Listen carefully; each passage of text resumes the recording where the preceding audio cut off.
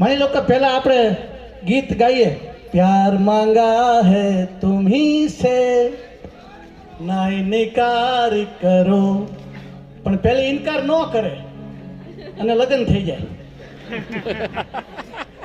પહેલી નજરે બાદ પ્રેમ થાય ને, કારણ કે 15-20 છોકરીઓ જોઈને તો લગ્ન થાય ને. એટલે ઇનકાર ન કરે, લગ્ન થઈ જાય, 10 વર્ષ થઈ જાય, પછી રફી સાહેબ યાદ આવે.